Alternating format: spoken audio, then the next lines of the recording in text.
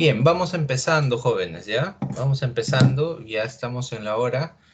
Bien, bienvenidos, buenas tardes nuevamente. Es un gusto para mí saludarlos y darles la bienvenida a esta quinta sesión correspondiente a la unidad didáctica de seguridad e higiene de productos cárnicos y hidrobiológicos. En esta oportunidad el grupo integrado por John Tuanama, Leti Bolaños, Joana Neri, Rosemary Quispe y Alexis Valverde van a desarrollar el tema de las ETAs, ¿no? Las enfermedades transmitidas por alimentos. Entonces, por favor, los integrantes del grupo levanten la mano, ¿sí? Levanten la mano para corroborar su asistencia. Ok, está Leti, está Joana, está Rosemary. Ya. John también. Bien. Falta Alexis Valverde. Ok, pero sí ya está, sí. Sí lo veo conectado el señor Valverde. Muy bien. Entonces, por un tema de velocidad, creo yo, de organización, les voy a dar la, la oportunidad de que ustedes escojan quién empieza a exponer. Recuerden que la nota es para todos y pues espero que presenten una exposición adecuada, ¿sí? Entonces, adelante el grupo, por favor, pueden comenzar.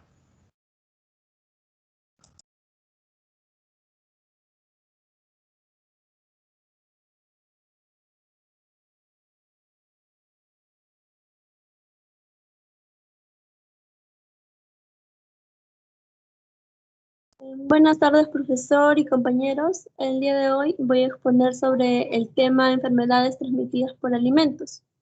Los integrantes de mi equipo son Tuanama John, Bolaños Solórzano Leti, Neri Angulo Joana, mi persona, y Valverde Guevara Alexis.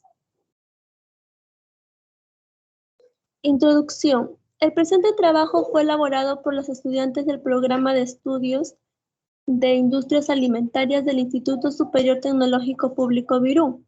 Tiene como propósito presentar la investigación que se realizó sobre el tema enfermedades transmitidas por alimentos. Por ser este un asunto de mucha importancia para el rubro alimentario, es que se expone información relacionada con este tipo de patógenos que son los principales causantes de las enfermedades transmitidas por alimentos, más conocido como ETAs, que constituyen el problema de salud pública más extendido en el país. Los objetivos. Como objetivos tenemos prevenir enfermedades causadas por alimentos contaminados con microorganismos patógenos, así como también prevenir las ETAs teniendo en cuenta una buena higiene, evitando la contaminación cruzada, realizando una cocción completa de los alimentos y usando las temperaturas seguras para la refrigeración de los alimentos. Historia de las ETAs. Las enfermedades transmitidas por alimentos se conocen desde épocas muy remotas, en el año 2000 a.C. Generalmente los relatos de intoxicaciones alimentarias que se registran en la historia antigua se atribuían a productos químicos venenosos. Recién en el siglo XIX se tuvo conocimiento de las enfermedades alimentarias que también se transmitían por gérmenes. Antiguamente, los alimentos contaminados se relacionaban con el estado de putrefacción de los mismos, pero hoy se sabe que los alimentos contaminados con microorganismos patógenos pueden tener aspecto, color y sabor normal. Pandemias relacionadas a las setas. Las pandemias por las setas ocurren en todo el mundo, ocasionando hasta pérdidas humanas. Los alimentos involucrados con más frecuencia en las epidemias y casos de ETAs son aquellos de origen animal. En el 48% de las epidemias ocurridas entre 1973 y 1987 en los Estados Unidos de América, donde se identificó el vehículo, los productos involucrados eran la carne bovina, los huevos, la carne porcina, la carne de aves, los pescados, los crustáceos, los moluscos o los productos lácteos. Se tiene que tener en cuenta que los cárnicos deben tener una buena calidad para su venta y su consumo seguro para asegurar que estos no causen ningún daño al consumidor. La infección transmitida por alimentos es una enfermedad que resulta de la ingestión de los alimentos conteniendo microorganismos patógenos vivos, como Salmonella, Shigella, el virus de la hepatitis A, Trichinella spiralis y otros. La intoxicación causada por alimentos ocurre cuando las toxinas producidas por bacterias o mohos están presentes en el alimento ingerido o elementos químicos en cantidades que afecten la salud. Las toxinas generalmente no poseen olor o sabor y son capaces de causar la enfermedad incluso hasta después de la eliminación de los microorganismos. Prevención de las setas. Para prevenir las enfermedades transmitidas por alimentos debemos tener en cuenta, como dije anteriormente, una buena higiene, evitar la contaminación cruzada, realizar una cocción completa de los alimentos, emplear las temperaturas seguras para la refrigeración y usar alimentos seguros, consumir alimentos seguros. En la higiene, las prevenciones que se deben tener es mantener la limpieza del área del trabajo, así como también lavarse las manos con agua y jabón después de ir al baño, antes de manipular los alimentos e incluso cuando se está manipulando. También lavar todas las superficies, equipos, paños multiuso y todos aquellos utensilios usados en la preparación de los alimentos. Así como también proteger los alimentos y el área de cocina de insectos, mascotas y de otros animales. Es muy importante el lavado de las manos, ya que debemos de tener en cuenta que las manos son una fuente de transmisión de diversos gérmenes peligrosos para la salud. En la contaminación cruzada, lo que se tiene que tener en cuenta es separar los alimentos crudos y cocidos en el refrigerador, tanto en el refrigerador como en el área de preparación de comidas. También usar equipos y utensilios diferentes, como cuchillas o tablas de cortar, para manipular alimentos crudos y cocidos. Así como también no manipular alimentos crudos y cocidos simultáneamente. Al estornudar, taparse con el codo de la nariz. Así, también se debe tener en cuenta que se debe tener el cabello recogido. Controlar la presencia de roedores y colocar los desperdicios orgánicos e inorgánicos en los recipientes correspondientes. Y estos recipientes deben limpiarse periódicamente y mantenerse cerrados, así como también alejados de la zona de trabajo.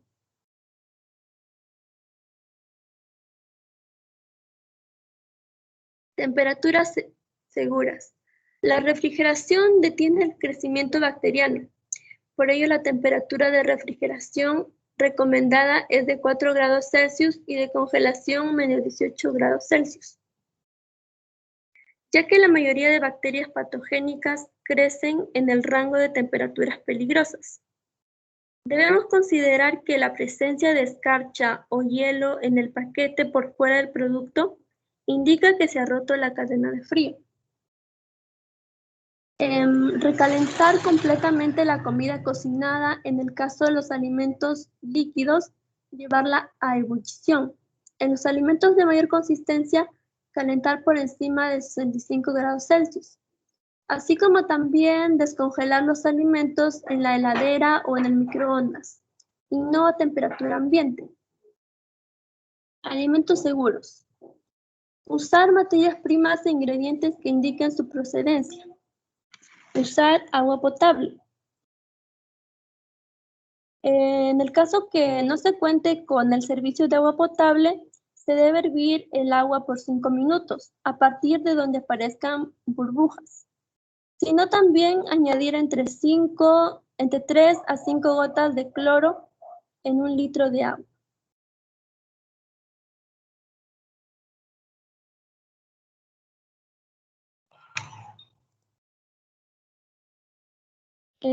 Cocción completa. Se debe cocinar completamente los alimentos, especialmente las carnes, los pollos, los huevos y pescados. También se debe hervir los alimentos como sopas y guisos para asegurarse que ellos alcanzaron los 70 grados Celsius. Para carnes rojas y pollos, se debe cuidar que no queden partes rojas en su interior. Además, se recomienda el uso de termómetros. Ante la presencia de síntomas que le hagan sospechar de una enfermedad transmitida por alimentos, primeramente se debe concurrir al médico. En segundo, preservar los restos de alimentos que podrían ser los sospechosos. Y tercero, llamar al Departamento de Salud Pública local si el alimento sospechoso fue servido durante una reunión numerosa y procedía de un restaurante u otro proveedor de comidas, o si se trata de un producto comercial. Ejemplos de ETAs en la actualidad. Bueno, esta noticia es acerca de las diarreicas agudas, donde el título de la noticia dice: más de 436,000 casos de enfermedades diarreicas agudas en lo que va del año. Esto ocurre en Lima, Perú. La noticia dice que las enfermedades diarreicas son la segunda causa de muerte de niños menores de 5 años. Una de las causas son los alimentos elaborados o almacenados en condiciones antihigiénicas, lo que esto causa diarrea severa, vómitos, la cual si no es tratada a tiempo puede ser mortal.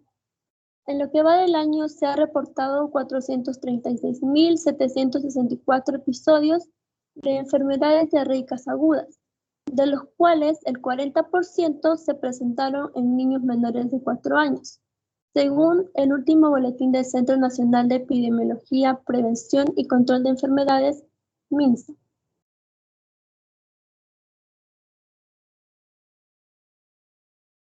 Intoxicaciones por alimentos. En esta noticia se dice que el consumo de comida en mal estado es causa de unas 200 enfermedades. La importación de productos agrícolas se suspendió por no contar con los estándares de calidad que disponen el país y los organismos internacionales. Uno de los productos más expuestos es la leche. De 3,3 millones de litros que fueron revisados por Agrocalidad, 351,000 fueron decomisados y destruidos. Ya no era leche, ya que estaba adulterada y no apta para el consumo. Además de los compuestos químicos que se encuentran, también hay microorganismos patógenos, es decir, que pueden causar enfermedades. La salmonela y el Escherichia coli se encuentran en la leche y en productos de origen animal. Los síntomas que se presentan en estos casos y en otros por la intoxicación con alimentos incluyen la fiebre, el dolor abdominal, la diarrea, los vómitos, los dolores de cabeza y la deshidratación. La mayoría de las enfermedades son gastrointestinales. Algunas pueden hacer más daño porque hay impacto en el sistema neurológico. Parámetros de procesamiento para evitar ETAs en la industria cárnica e hidrobiológica. Los parámetros son los siguientes. Los parámetros que se deben de tener en cuenta son las medidas pre-rigor, que tiene que ver con la medida de pH y conductividad, las medidas post-rigor, que tiene que ver con la capacidad de retención de agua y pérdidas por goteo. Métodos físicos, RMN, IRM, el infrarrojo cercano y métodos ultrasónicos. También los métodos bioquímicos, que tienen como objetivo predecir el potencial glagolítico de los músculos y degradación.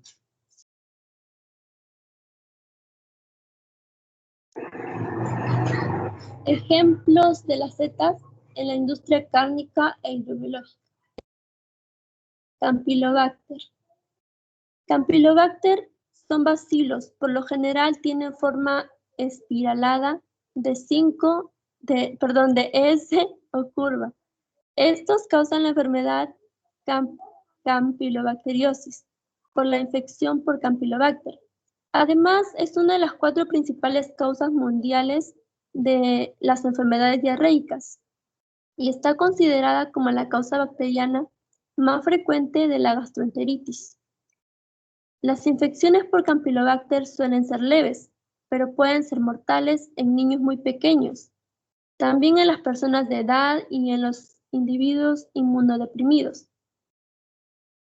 Para prevenir estas infecciones hay que seguir las prácticas básicas de higiene al preparar las comidas, así como también si se practica una cocción a fondo de los alimentos, se matan a diferentes especies de Campylobacter. Bueno, también se dice que son prevalentes en animales destinados para el consumo, como las aves de corral, los cerdos, los vacunos, los ovinos. Esto se produce al ingerir la carne del animal que al término del proceso haya terminado crudo o muy cocido. Los síntomas de esta ETA son la diarreica acuosa, los calambres y la fiebre, que suele durar de 2 a 5 días.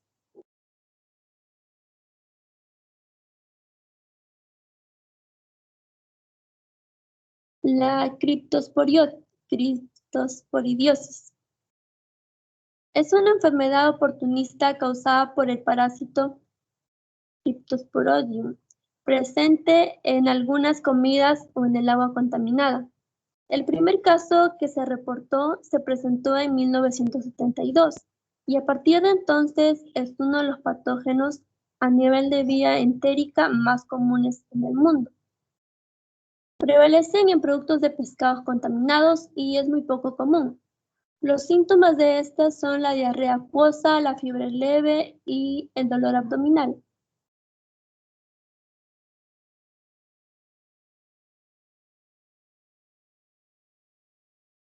La salmonela. La salmonela es una bacteria que frecuentemente da origen a enfermedades causadas por los alimentos. Se puede contraer una infección por salmonela de una variedad de alimentos. Entre ellos tenemos a la carne de res, la carne de pollo, los huevos, las frutas, las carnes de cerdo, los germinados, las verduras e incluso los alimentos procesados. Las enfermedades producidas por esta bacteria son más comunes en el verano, ya que el clima es más cálido y los alimentos no refrigerados crean las condiciones ideales para que se multiplique esta bacteria. Estas enfermedades pueden ser graves y son más peligrosas para ciertas personas. Los síntomas aparecen entre las 6 horas y los 6 días de haber consumido el producto. Los síntomas son la diarrea, la fiebre y los cólicos estomacales.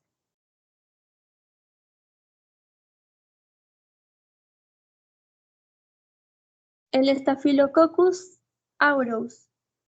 El Staphylococcus es una bacteria anaerobia facultativa, gram positiva que se encuentra ampliamente distribuida por todo el mundo, estimándose que una de cada 3 personas se haya, perdón, estimándose que una de cada 3 personas se haya colonizadas, aunque no infectadas por ella. La presencia de Staphylococcus aureus en los alimentos de origen cárnico en concentraciones elevadas podrían tener un impacto sobre la salud de los consumidores, porque pueden presentar infecciones graves por este microorganismo, ya que los productos cárnicos son ampliamente consumidos en el país. En la industria se suelen encontrar en los productos hidrobiológicos y cárnicos debido a una mala manipulación. Los síntomas que presenta son las náuseas y los vómitos seguidos. Conclusiones.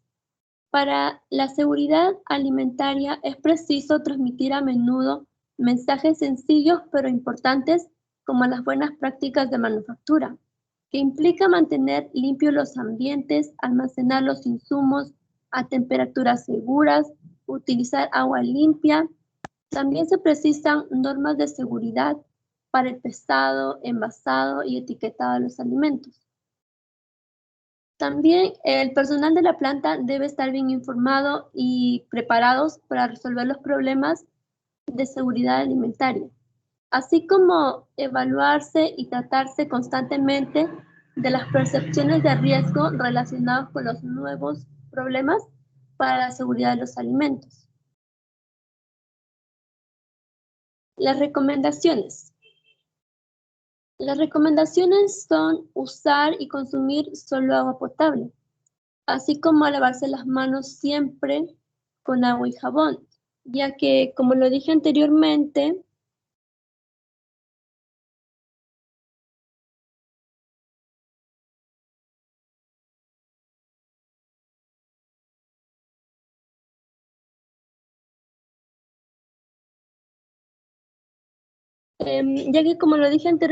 son una fuente de transmisión de diversos gérmenes y esos gérmenes son peligrosos para la salud. También se debe tener en cuenta limpiar y desinfectar las áreas y utensilios de trabajo antes y después de preparar los alimentos. Proteger los alimentos y las áreas de cocina de insectos, mascotas y otros animales. También emplear un buen lavado de las frutas y verduras, especialmente cuando se comen crudas. Separar siempre los alimentos crudos del resto de alimentos y guardar los alimentos en recipientes limpios y tapados. Así como también utilizar diferentes utensilios para la preparación de alimentos crudos y cocidos o desinfectarlos antes de usarlos, para así prevenir la contaminación cruzada. También cocinar completamente los alimentos, recalentar la comida hasta que esté bien caliente o hervir por lo menos durante 5 minutos antes de servir. Refrigera los alimentos perecibles, especialmente la leche, el queso y las carnes. Y no dejar alimentos cocidos a temperatura ambiente por más de 2 horas.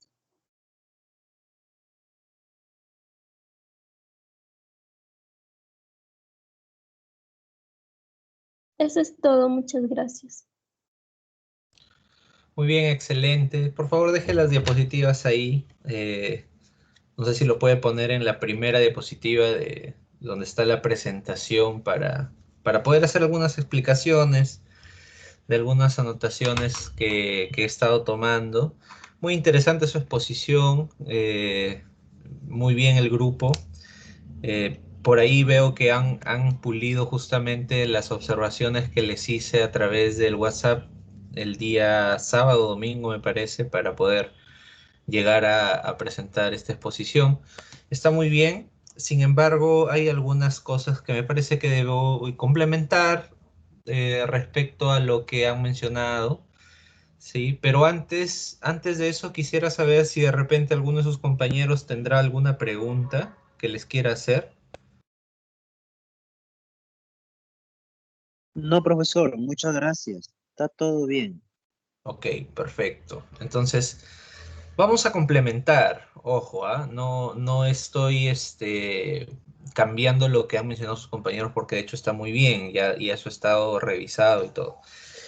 Quiero profundizar un poco en un concepto muy interesante que mencionaron, ¿no? Que es que a veces eh, en la antigüedad no nos dábamos cuenta, no necesariamente en la antigüedad, hasta hoy, no nos damos cuenta cuando consumimos un alimento en mal estado, ¿sí? Y esto tiene que ver justamente porque, como bien mencionaba, algunas de las toxinas que producen algunos microorganismos o los mismos microorganismos, pues no aportan ningún cambio en el sabor en una primera instancia.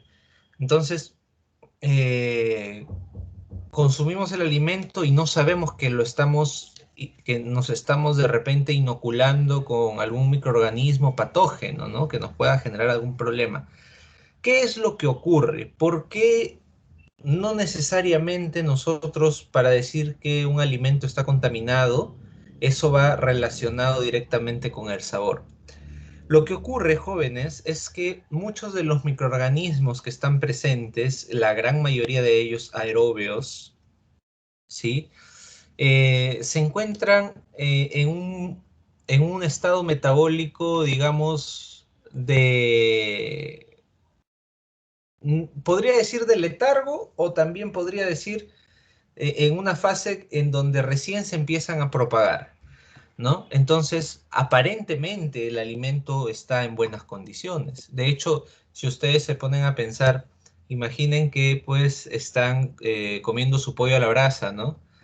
Y tomaran este pollo y lo pusieran en un bote de basura y luego lo ponen de nuevo en el plato, lo limpian bonito, yo les aseguro de que si ustedes no ven eso, no se dan cuenta de que el pollo había estado en la basura. Sin embargo, eso no quiere decir que no esté contaminado, ¿no? De repente estoy poniendo un ejemplo muy exagerado, pero ¿a qué quiero llegar? Lo que quiero llegar es a que los microorganismos en sí, y de hecho, podemos hablar de microorganismos y también podemos hablar de las enfermedades que estos producen, necesitan definitivamente en el organismo, o en este caso en el alimento, un periodo de incubación. ¿Qué es ese periodo de incubación? Este periodo de incubación es un tiempo que necesita el microorganismo para adaptarse al medio y para proliferar, y definitivamente ya si está en nuestro organismo, generar una enfermedad, o si está en el alimento, deteriorar el alimento. ¿De acuerdo?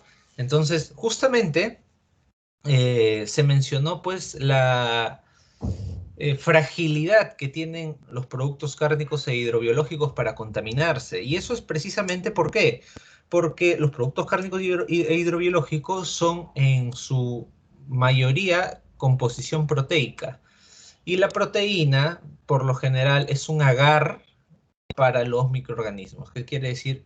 Que el microorganismo está, como quien dice coloquialmente, en su salsa cuando tiene contacto con las proteínas, ¿no? Entonces, lo curioso es que la inmunidad que se genera a los microorganismos también se genera a partir de proteínas. Entonces, es algo muy interesante, ¿no? Realmente el cuerpo humano es un mundo fascinante. La naturaleza funciona de una manera muy coordinada.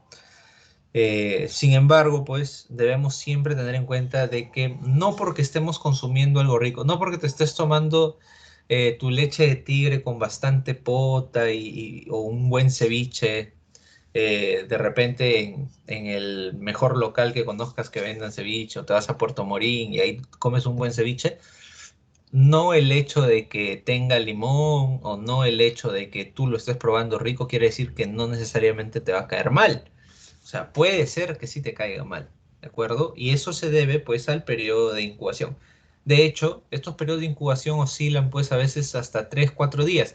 Algo muy similar, no estoy diciendo que sea igual, muy similar a los periodos de incubación, por ejemplo, de este virus, ¿no? Del COVID, ¿no? Los síntomas aparecen recién al tercer o cuarto día de haberte infectado, ¿no? En el caso del virus, es replicación masiva en tu organismo. En el caso de la bacteria, es multiplicación, ¿no? Es una reproducción masiva. Hay una diferencia, ¿no? La replicación y la multiplicación o la reproducción es diferente. La replicación es básicamente sacar copias exactas del código genético del virus y a partir de eso generar más virus, más no requiere pues de un mecanismo de repente eh, sexual o asexual, ¿no? Sino que es como sacar fotocopias, ¿no? Es como sacar fotocopias. Mientras que en el caso de los microorganismos, las bacterias, ¿no? O los organismos menores, digamos, vivos, ¿sí? Ahí sí estamos hablando de temas genéticos de herencia, de migrar, de transferir genética, de transferir algunas condiciones específicas de adaptación ya del microorganismo. Estamos hablando de microorganismos vivos, ya pues, ¿no? Es diferente. Puede sonar parecido, pero no es lo mismo. ¿De acuerdo? Entonces, eso es un primer punto, ¿no? El tema de la incubación que debe pasar los microorganismos, sean virus o bacterias, en el huésped, para poder desencadenar una enfermedad. Ahora, a veces nosotros somos el huésped final, a veces no lo somos, simplemente somos un vehículo también, ¿no? O a veces nuestros propios animalitos que tenemos en casa son vehículos para que finalmente el huésped final seamos nosotros, ¿no? Entonces hay que tener cuidado ahí. Eh, por ejemplo, ¿no? Les pongo un ejemplo, no es necesariamente una enfermedad de transmisión de alimentos, pero ocurre, y este es un buen ejemplo. Por ejemplo, el tema del Toxoplasma gondii. No sé si ustedes habrán escuchado el toxoplasma. El toxoplasma es un microorganismo que por lo general pues se encuentra en la orina, en las patas de los roedores, de las ratas, ¿no? Y que eventualmente nuestros gatitos, ¿sí? Tienen contacto con este orín o estas patas de las ratas, por lo mismo que son sus depredadores naturales, ¿no? Y se infectan, ¿no? Se infectan, ¿no? Lo curioso es que una rata con toxoplasma busca que un gato se la coma. Eso es algo bien, bien curioso, ¿no? Es como en el caso de los perros, ¿no? La rabia hace que el perro busque morder para transferir el microorganismo, ¿no? Y propagar la enfermedad. En el caso del toxoplasma, pues, la rata se vuelve de alguna manera, pues, valiente y se enfrenta a los gatos, ¿no? Entonces, los gatos, obviamente, se matan a la rata, la ingieren o de repente solamente la matan, pero ya se contaminan, ¿no? Y nuestros gatitos, pues, están en nuestra casa. Al gato no le causa ningún tipo de enfermedad, ese toxoplasma. Pero ¿qué ocurre? A través de las patitas de los gatos, del pelaje del gatito, el toxoplasma llega a nosotros. Si nos toca a nosotros, si nosotros tocamos, tenemos contacto en nuestras vistas o en nuestras mucosas con algún gato que tenga toxoplasma, por ejemplo, si somos hombres, probablemente no nos genere ningún síntoma, pero si somos mujeres, pues genera ceguera cuando ustedes tengan sus hijos, ¿no? O sea, es un gran problema porque una mujer que está infectada con la enfermedad de toxoplasmosis, se le llama, no debe tener hijos porque les van a salir deformados. Y es un gran problema, ¿no? Y para tratar esto, pues requiere de muchos años en tratamiento. Entonces, muchas veces decimos, sí, hay que tener gatitos en la casa, sí, pues, pero también con la higiene adecuada, ¿no? Tenerlos así nada más sueltos es bien peligroso, sobre todo para las señoritas, ¿ok? Entonces, ya les mencioné un caso en el que no necesariamente nosotros somos los huéspedes finales, ¿no? Perdón, en los que nosotros somos los huéspedes finales. Ok, otra cosa importante es comentarles que mencionaron que para poder prevenir de repente que estos microorganismos se propaguen, ¿no? Se utilizan pues técnicas de inyección de calor, como una cocción, ¿no? La pasteurización propiamente dicha, ¿no? Pero quiero contarles un caso específico, ¿no? Que es el caso de Clostridium botulinum. Ya ustedes saben quién es Clostridium, saben perfectamente. Clostridium tiene un caso bien particular, ¿no? Porque si ustedes pasteurizan, ¿sí? De repente una conserva que contiene Clostridium, vamos hablando de las conservas, eh, una conserva con Clostridium, la pasteurizan y mataron al Clostridium. Pero la toxina del Clostridium todavía sobrevive hasta cerca de 115 grados Celsius, ¿no? Entonces, lo que ustedes hacen al esterilizar no es matar al Clostridium necesariamente, ya se está muerto, sino desactivar su toxina. Y el problema es, volviendo al tema de los cárnicos, que nosotros vamos a encontrar muchísimos microorganismos que son bien frágiles, ¿ya? Pero sus toxinas no lo son. Entonces debemos tener muchísimo cuidado en el momento de la manipulación de estos alimentos, ¿ok? Luego mencionaron que debemos priorizar el lavado de manos para poder prevenir estos problemas, y es correcto, pero quiero hacer notar algo. Eso está basado en un supuesto. ¿Cuál es el supuesto? Que el agua que ustedes usen para lavarse las manos no esté contaminada, pues, ¿cierto? Ese es el supuesto. Porque en un eventual caso que ustedes estén lavando las manos con agua que está contaminada, pues en realidad no se están descontaminando las manos, no están descontaminando los alimentos, sino al contrario están agregando contaminación, contaminantes. Entonces, es muy importante siempre tener garantía, pues, del agua con el que estamos saneando, sanitizando nuestras superficies, saneando nuestros productos, ¿sí? Lavando, desinfectando. Siempre el hipoclorito de sodio es una buena herramienta, ¿sí? Es un buen agente que nos va a permitir, pues, tener una garantía de que vamos a definitivamente reducir esta carga microbiana y no aumentarla, ¿no? Entonces, hay zonas, y yo sé que de repente alguno de ustedes todavía está con este problema, ¿sí? En donde no hay agua potable, ¿no? No hay agua potable. Entonces, aún así, sale agua por el caño, ¿no? Pero el agua no es potable y lo sabemos.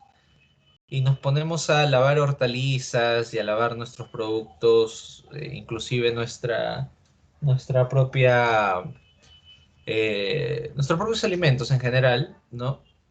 Con esa agua. Entonces, ahí es donde se generan los problemas, pues, de salmonelosis, shigellosis, ya lo que ustedes han mencionado, pues, en la exposición correctamente, ¿no? Entonces, tener cuidado porque el agua es un vehículo de transmisión de los microorganismos, ¿ok? Y no basta solamente con lavarse las manos, sino también ver que el agua, pues, sea adecuada para poder lavar, ¿no? Bien, ¿qué más? Hablemos un poco sobre la temperatura. Mencioné hace un rato la pasteurización.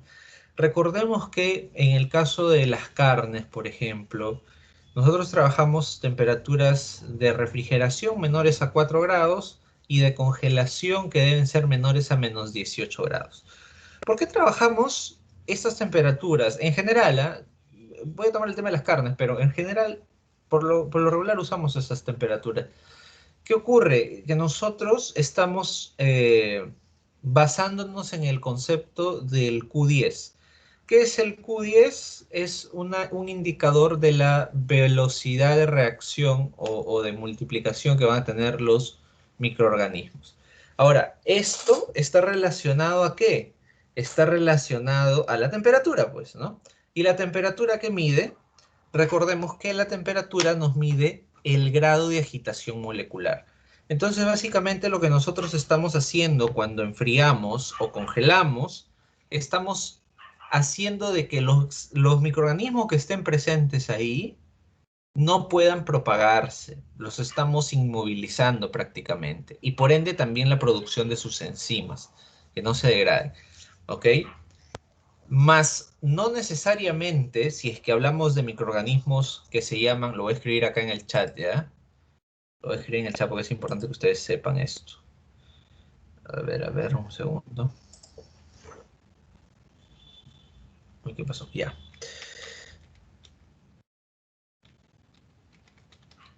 Ahí está. Los microorganismos psicrófilos, lo pueden googlear si gustan. Los microorganismos psicrófilos son microorganismos resistentes al frío.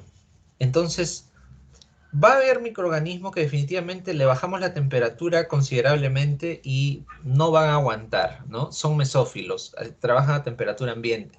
Tú le pones una temperatura más fría y no todos aguantan, ¿no? Pero va a haber otros que son psicrófilos, es decir, que aguantan temperatura, ¿no? Ejemplo, por ahí, Listeria monocitógenes, ¿ok? Entonces, ¿qué va a ocurrir? Va a ocurrir que si es que no realizamos el manejo adecuado del producto cárnico o hidrobiológico, o no pasamos eso por un proceso de desinfección o de curación, como se usa en las carnes, corremos el riesgo de que existan estos microorganismos psicrófilos, ¿ok? Y estos microorganismos psicrófilos lo congelas tu carne y se congelan con la carne. Y de una vez que la sacas de congelar, se activan nuevamente, ¿ah? Y empiezan pues con todo su desdén en el producto, Entonces, ahí hay que tener muchísimo cuidado. Y por otro lado, aplicamos pasteurización, ya sabemos, en este caso, para inactivar enzimas y para destruir a los microorganismos, ¿no? Entonces, es importante saber el concepto del Q10 que nos dice, pues, que la velocidad de reacción, ¿sí? Que tiene mucho que ver con el desarrollo microbiológico del producto, ¿sí? Cada 10 grados que nosotros le restamos se va reduciendo a la mitad, ¿ok? Se va reduciendo a la mitad, la velocidad. Entonces, deberíamos esperar que bajando la temperatura por completo no tengamos actividad microbiológica. Eso es lo que deberíamos esperar, pero no necesariamente, por eso les decía el tema de los psicrófilos, no necesariamente eso es una ley a rajatabla, porque hay excepciones. ¿Ok? Entonces, también escuché que los alimentos debían, sobre todo los productos cárnicos, debían llevarlos a más de 70 grados. Ok, cuando llevas a un producto cárnico a más de 70 grados, estás hablando de una cuasi pasteurización, pero recordemos que cuando hablamos de tratamientos térmicos, estamos hablando no solo de pasteurización, sino del tiempo. No solo de temperatura, sino del tiempo, perdón, ¿sí? El tiempo es muy importante, ¿sí? Porque si ustedes le suben a 70 grados y lo dejan ahí un minuto, eso no va a tener efecto, ¿ok? El tiempo también de exposición es importante. Pero igual, como ya les había mencionado, pues, las toxinas, en muchos de los casos, se van a tener que eliminar, pues, mediante esterilización, ¿no? Dependiendo del tipo de microorganismo que nosotros esperemos que pueda estar contaminando nuestro producto. ¿Ok? Entonces, ese es otro tema muy importante que ustedes deben tomar en cuenta.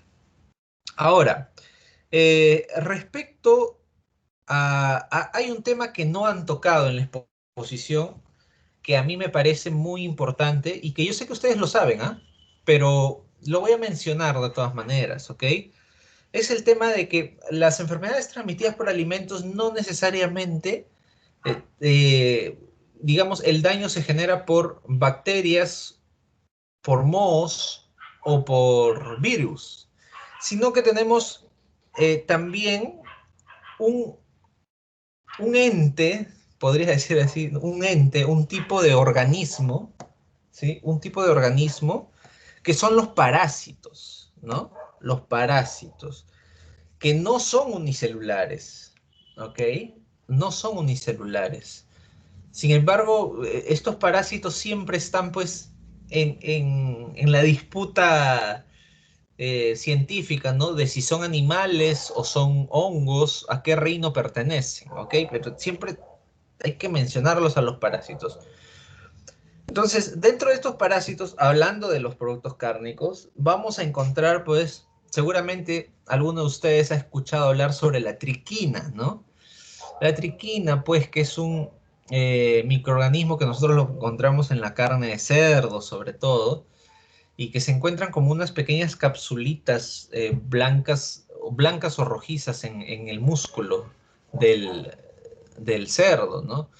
Y que pues cuando se ingieren, ¿no? Sin haber hecho una adecuada cocción, desencadenan una enfermedad llamada triquinosis si es que se aloja en nuestros músculos y algo más grave que es la cisticercosis cuando se aloja en nuestro cerebro, ¿no? Entonces esta cisticercosis nos puede matar literalmente, ¿eh? Hay que tener muchísimo cuidado cuando se consume carne de cerdo, debe estar siempre bien cocida. Ahí sí no hay opción a reclamo porque no sabemos en realidad muchas veces diferenciar a estos encapsulados de cisticerco, ¿no? Que se puedan encontrar en la carne del cerdo. Entonces, tener muchísimo cuidado. Ese es un ejemplo, ¿ok? Otro ejemplo son las isinakis. ¿Qué son las isinakis? Son gusanos que se encuentran productos hidrobiológicos, en los peces sobre todo. Seguramente ustedes habrán escuchado que, por ejemplo, en el caso de este pez grande que es el perico, ¿no? No se debe comer la cabeza, ¿no? Y si se come la cabeza se tiene que botar una buena parte. ¿Por qué? Porque en el cerebro del perico está este gusano, este parásito, y que pues nos puede infectar e infestar también, ¿no? En nuestro organismo, generándonos pues aparte de ser parásitos también de nosotros, ¿no? Nos puede generar pues una desnutrición, anemia, porque nos absorben los alimentos que nosotros vamos comiendo. Y por otro lado, una causa también de problemas gastrointestinales, definitivamente. Entonces, tener mucho cuidado. Y los famosos platelmintos, pues, ¿no? Las tenias, la tenia solium, la famosa solitaria, ¿no? Entonces, esto también se transmite por estos productos, ¿ah? No solamente la tenia se transmite por hortalizas, eso es lo que quiero dejar notar.